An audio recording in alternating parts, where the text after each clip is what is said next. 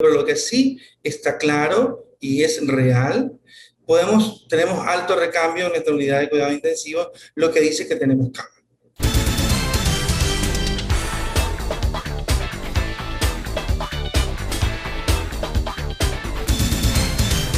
Cuénteme la situación del COVID actual. Usted me decía tras cámaras que la pregunta directa, que realmente el confinamiento sí ha dado resultado. Sí, sí, definitivamente sí. Ha bajado mucho la atención de demanda espontánea. Tenemos camas disponibles en las unidades de cuidados intensivos. Si bien es cierto, 3, 4 pacientes se están dando de alta por día, eh, pero igual se ocupan las camas, pero con los pacientes que están en el área de emergencia represados. Entonces, y a su vez la emergencia queda con bastantes posibilidades de atención. Eso es bueno. Y no solamente en un hospital, sino en varios hospitales. Ustedes saben que yo estoy en 2 hospitales, coordino las terapias intensivas en ambos hospitales, y realmente tenemos disponibilidad de cama en UCI, que eso es una cosa muy rara a lo largo de la historia de las unidades de cuidados intensivos de Guayaquil y del Ecuador en general. Ya con estos resultados dan ganas de quedarse en confinamiento, aunque no es nada bueno para la economía y tantas cosas, mi querido doctor. ¿Pero usted cree que podemos estar otra vez en peligro si se acaba el confinamiento? Bueno, esa es una pregunta súper interesante. Mire, lo que se está dando en Guayaquil no se está dando en Quito. En Quito sigue la cosa muy complicada, muy, A muy pesar del complicada, confinamiento. a pesar del confinamiento. Qué raro, ¿no? Bueno, conversábamos con algunos colegas de que el hecho de que cuando Guayaquil nos pasó esta tremenda cosa el año pasado, y las otras ciudades, al ver lo que estaba pasando en Guayaquil, empezaron a tener más control, y entonces la exposición fuera de Guayaquil ha sido lenta, la aparición de casos ha sido lento, pero progresivo. Y sigue habiéndolo. Entonces no ha habido una ola así como hubo en Guayaquil, pero había un momento sostenido. Y eso hace que en un momento determinado, como ahora, el sistema sanitario esté desbordado, ¿no? En Okay. Guayaquil hubo esa ola tan grande, luego la logramos bajar, y ahora inclusive prácticamente al año volvimos a tener aumento de casos, pero no llegamos a lo del año pasado ni de broma. Dos Okay. cosas podrían haber influenciado. Una, tal vez el grado de exposición que ya tenemos los guayaquileños, y otra, pues que la cantidad de camas de unidades de cuidados intensivos en Guayaquil han crecido mucho. Ya tenemos más Ok, capacidad. pero estamos hablando entonces no de cantidad, sino de porcentaje. Correcto. Ok, entonces en Quito, ¿de qué hablamos? ¿De qué cantidad de camas están ocupadas en Guayaquil? No hablemos de porcentajes, porque ahí nos podemos confundir por la cantidad. Ok, por ejemplo, de lo que usted sabe, doctor, en Quito, ¿qué porcentaje de camas UCI están ocupadas y en Guayaquil qué porcentaje de camas UCI o cantidad? Pero que sea, digamos que una comparación Hoy al mismo mismo, nivel. claro, hoy mismo, en número de camas no se puede hablar porque ni siquiera se sabe cuántas camas hay. Eso parece un secreto de Estado. Pero Mentira. no, en ¿Por qué? porcentaje, hoy ¿Por qué? ¿Por mismo, qué? ¿Por qué? ¿Por qué no se sabe cuántas camas hay? porque si usted entra a la página web del ministerio no lo va a encontrar. Y la única manera de saberlo es con información oficial. Ya.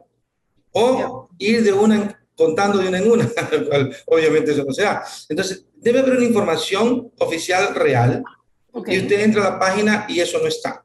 Ujú. Ahora, eh, por otro lado, hoy conversaba con un colega y amigo en Quito, me dice, hermano, estamos full, no tenemos espacio para nadie en las unidades de cuidado intensivo. Y hoy mismo en Guayaquil estamos con capacidad para ingresar, ¿sí? Estamos casi al 90-92% de ocupación hoy, ¿sí? Eso era a la semana antepasada, estábamos al 98-100%. Es verdad que con todo hay que tener mucho cuidado. Por ejemplo, usted va, pasa visita, da altas, se van los pacientes, y si alguien cuenta en ese momento sus camas libres, dicen, estamos bien. A los 3, 4, a las 2 horas, a la media hora, se han subido los pacientes que requieren unidades de cuidados intensivos, que están represados en la emergencia, y a la hora usted ya no tiene cama. Entonces es relativo, pero lo que sí está claro y es real, tenemos alto recambio en nuestra unidad de cuidados intensivos, lo que dice que tenemos cama. Ok, perfecto. Ahora, lo que yo le preguntaba, pregunta precisa, directa. ¿Usted cree que estemos en peligro cuando se acabe ya el confinamiento? El tema del confinamiento, y muy buena pregunta, el peligro no pasa tanto por dejar de estar confinado, el peligro pasa porque no estamos vacunados, que eso definitivamente cambia la historia. Ya usted tiene países donde ya no se usa máscara y se sale libremente a la calle. Eso es porque tienen vacunados, Uno, Israel. claro. Uno, No, Israel. no, también, no, en España abrieron, Pero en España no hay vacunación. En España, abrieron para que la pero gente esté sin máscara. Por ejemplo, en los países abrieron, nórdicos también. perdón, En los países nórdicos también. ahí sí, los nórdicos sí. No tengo el dato preciso, pero me imagino que los nórdicos ya están del otro lado. Ahora, el tema, como le decía, es un tema de vacunación. Si nosotros llegáramos a tener una gran cantidad de vacunados, eso nos haría estar más tranquilos. Ojo, no es que no nos vamos a enfermar, no es que no podemos contagiar a otra persona estando vacunados, pero la vacuna nos permite tener tranquilidad en que los casos graves van a ser mucho menos y que obviamente no llegue a tener mortalidad y que nos ayude a no llegar a estar ventilados. Pero el que va a haber la enfermedad va a haber. Exacto. Doctor, ¿por qué los casos de COVID a veces se complican tanto? Alguien que empieza con un COVID leve y de repente dice estoy bien, una persona súper sana, y de repente todo le comienza a fallar. Es como que, como ir en un avión y que todas las lucecitas se comiencen a prender, pero de un momento a otro. ¿Qué tipo de enfermedad, qué tipo de virus estamos enfrentando? Sí, verá, la enfermedad tiene una respuesta inflamatoria. Esa respuesta inflamatoria es una defensa del ser humano. Nosotros nos defendemos inflamándonos y ahí tratamos de frenar el problema. El problema real se sucede cuando la inflamación de una persona es exagerada o no tiene inflamación. Son los dos extremos. Cuando esa inflamación, esa defensa es exagerada, la inflamación que produce el cuerpo para frenar la invasión del germen que nos va a hacer daño, daña también a nuestro cuerpo. Por eso es que ciertos medicamentos que frenan la inflamación, como los corticosteroides, Ajá. demostraron utilidad cuando se dan en el momento indicado y en el contexto clínico indicado. El problema es que por desgracia, y por desgracia médicos, indican el corticoide desde el día cero, con Ya. lo cual crean un problema terrible. Y muchas personas reciben corticoides, antibióticos que no tienen por qué darle, sin embargo le dan 2 o 3 antibióticos. Esa persona a la semana, a los 10 días, puede tener una sobreinfección bacteriana en la evolución de su COVID y tener una evolución grave que lo lleve a UCI. Claro, pero ¿en qué falla la familia? ¿En qué falla la familia? Porque sé de familias que están destrozadas porque mueren parientes, mueren cuñados, mueren hermanos, mueren esposos, porque de repente, o sea, se enfermaron todos en la casa y el más sano se muere. ¿Qué es esto, doctor? Claro, y usted en esa expresión lo está diciendo, cada ser humano, cada persona responde diferente a la agresión.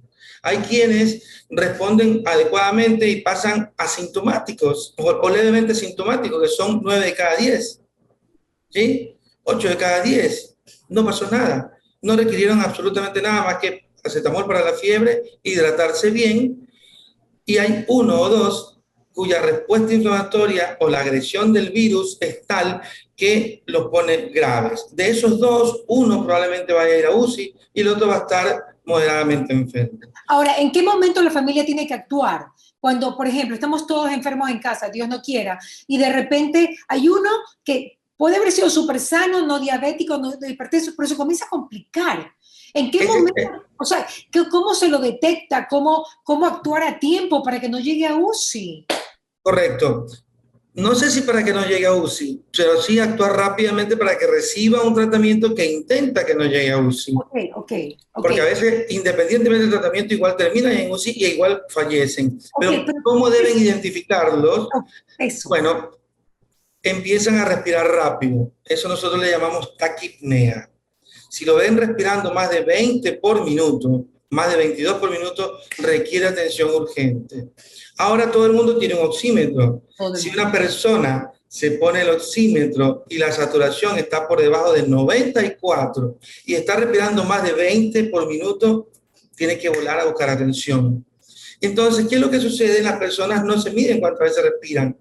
Y a veces usted está conversando y está respirando rápido y la gente a veces no percibe eso. Y el que está frente a usted no lo percibe. Por eso es importante que estén atentos con eso. Ahora el oxímetro es una cosa que todo el mundo lo tiene y cada uno tiene su propio oxímetro, pero no quiere usar el del hermano, el de quien lo tiene. Y eso marca dos cosas, la saturación de la sangre y la frecuencia cardíaca. Si esa persona, normalmente tenemos entre 60 y 80 latidos por minuto, si una persona joven o quien sea, ya tiene frecuencia cardíaca por encima de 90, por encima de 96, satura por debajo de 94 y respira más de 20 por minuto, tiene que correr a buscar atención, porque ese es el momento donde uno podría intervenir con tratamientos que intentan frenar la inflamación. Ok, perfecto. Pero ¿qué pasa? Que la gente llega tarde. Ya llegan cuando están saturando 70, 80. Mire, me toca ver en el consultorio, dice, doctor, es que estoy saturando poco, le pongo el saturómetro y tiene 64%. ¿Qué hace aquí? A internarse. Y mucha gente no quiere internarse. ¿Por qué no quieren internarse? Porque es que si usted me lleva allá donde hay pacientes COVID, va a ser peor. La gente cree que va a ser peor porque usted está al lado de COVID, y no es así. Todavía hay cosas que tenemos que romper con costumbres ancestrales de que vamos al médico solo cuando me siento muy grave. No vamos al médico para controlarme, solo voy si estoy muy mal. Segundo, a los hospitales no voy porque allá es peor. No, allá donde tienen que ir para recibir atención. Claro, doctor, pero ¿sabe qué? ¿Cuál es el otro problema?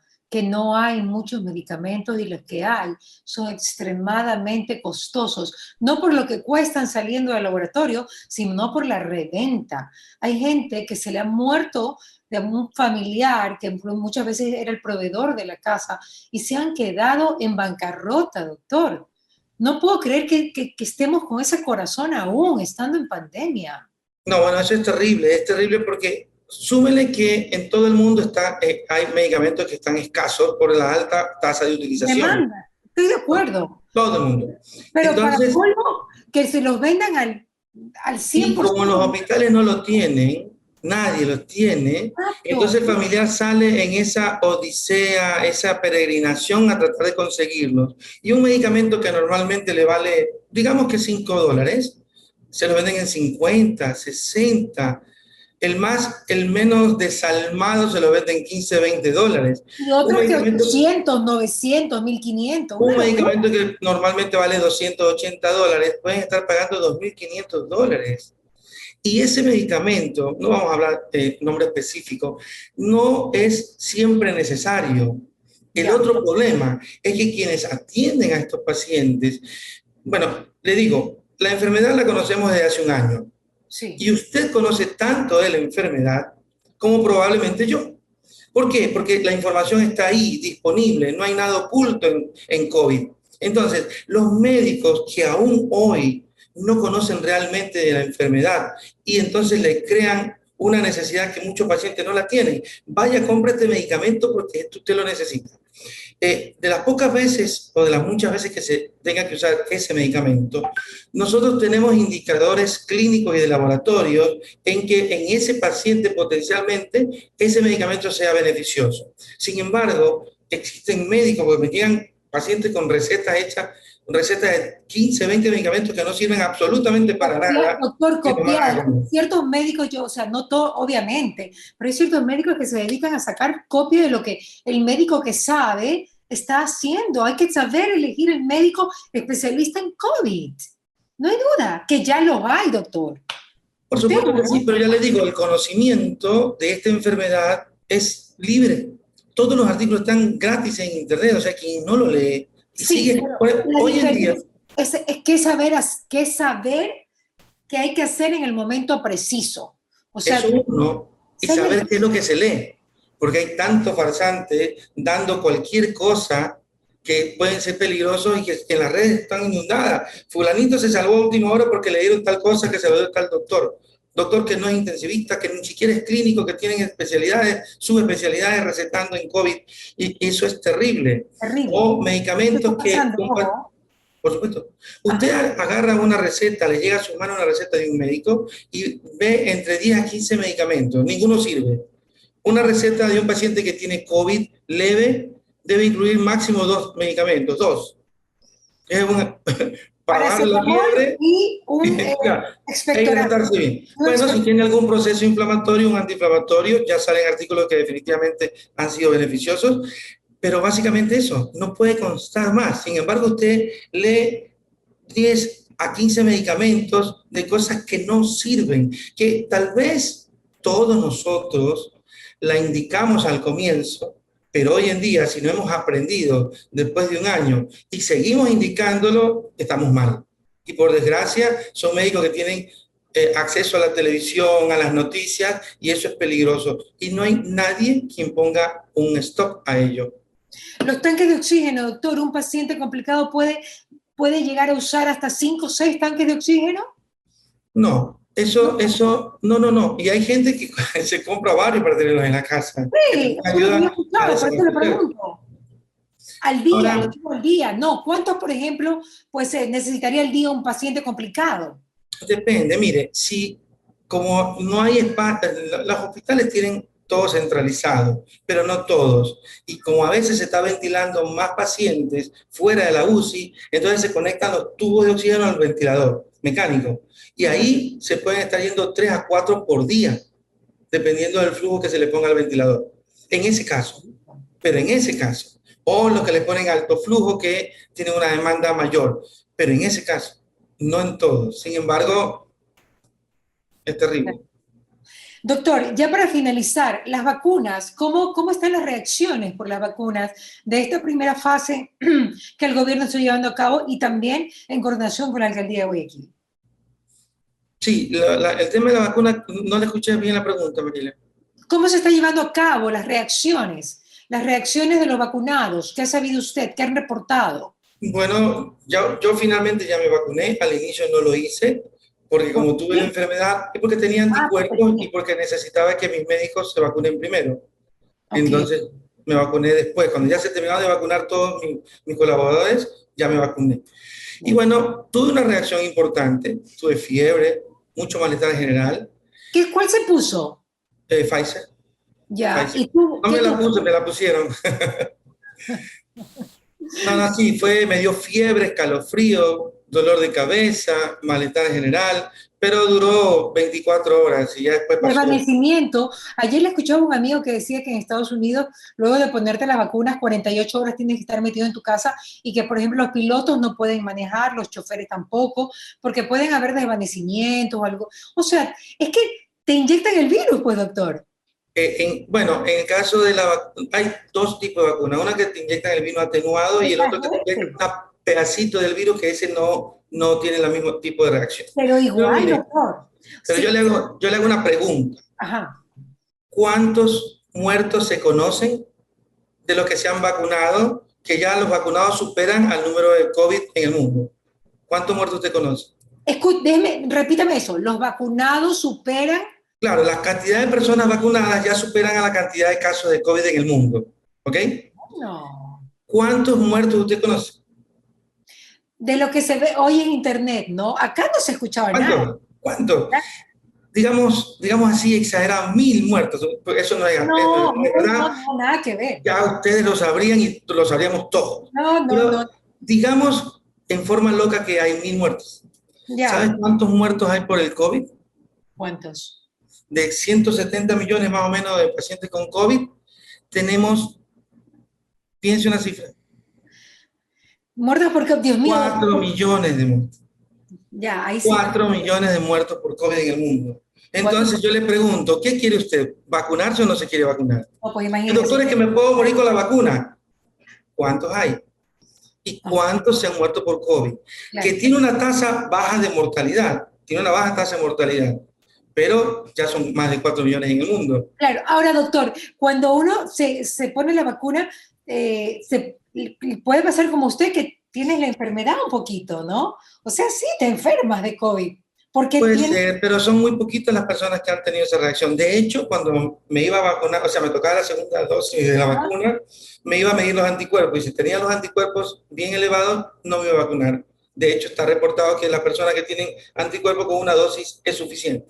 Claro, pero los vacuna a diestra y a siniestra, te hayas tenido hace 15 días, una semana, igual te vacunan. Igual te vacunan.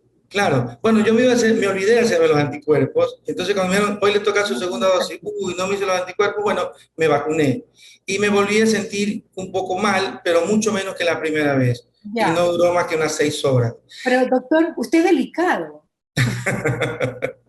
No tanto, ¿eh? Mire que mis anticuerpos suben y bajan a lo largo del año, es por la exposición con los pacientes. Hay algunos trabajos interesantes, Mariela, que ¿Ya? dicen que en algún momento uno tiene que quitarse un rato la máscara, parado lejanos al área crítica y estar sin la máscara de lo que se llama las mini o microinoculaciones del virus que hay en pequeñas cantidades y eso hace que se generen anticuerpos.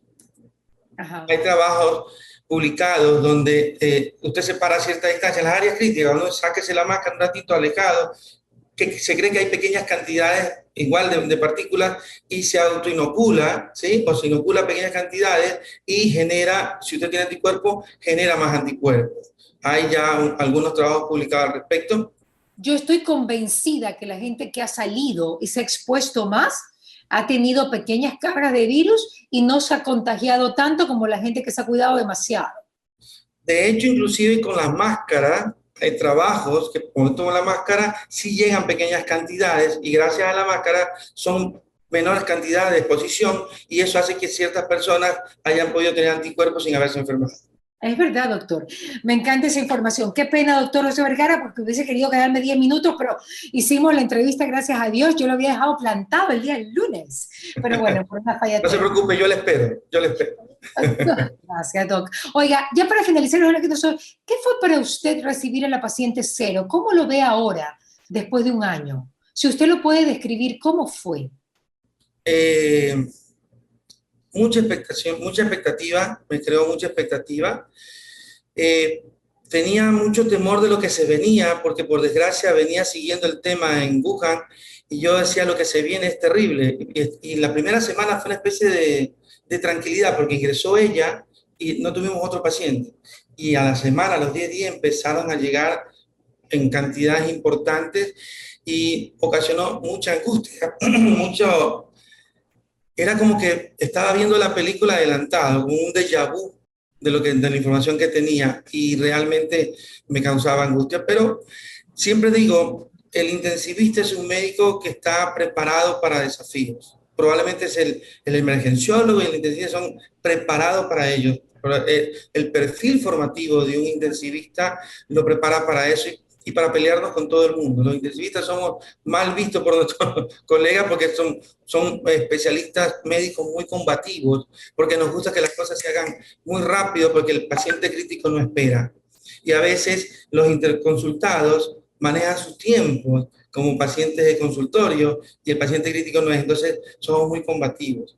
Le Y yo, de pregunto, hecho, ¿ella sabía lo grave que estaba? ¿Ella sabía que era COVID?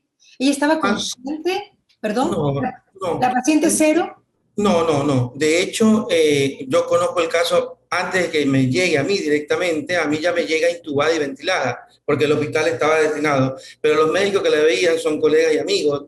Y de hecho la señora estuvo siendo tratada como una gripe. Fue a buscar varios médicos y la trataron como una gripe porque no se conocía, ¿sí? Por desgracia, el nivel de alerta al inicio era como que si nosotros no sabíamos que en otro lado estaba pasando esto. Le digo porque nosotros estábamos preparados desde 2 meses antes. Un mes antes nosotros teníamos una área destinada para ello, con personal específico, porque sabíamos que iba a llegar. ¿Cuándo no? Lo sabíamos, pero sabíamos que tenía que llegar, porque eso era innegable. Se venía Doctor, avanzando ya. ¿y cuándo se acaba, doctor? ¿Cuándo se acaba? Buena pregunta, Mariela. Yo creo que cuando ya tengamos vacunación, por lo menos, esto nunca se va a terminar. COVID es una enfermedad más que siempre vamos a tener. Van a haber mucho menos casos y la vacunación va a ser muy importante para ello. Pero de aquí en adelante siempre tendremos un paciente con COVID. Gracias, Siempre. doctor Vergara. Me encanta tenerlo siempre a usted. Un abrazo Gracias, y muchas gracias. un beso. ¿Qué pasa con Mariela? Llegó a ustedes gracias al auspicio de Nature's Garden, Eucamiel, Inmunolif, Magnesio Leaf, Calipto, Ceviches de la Rumiñahui, Banco del Pacífico, CNT, Interagua, Produbanco, Claro, UTEC.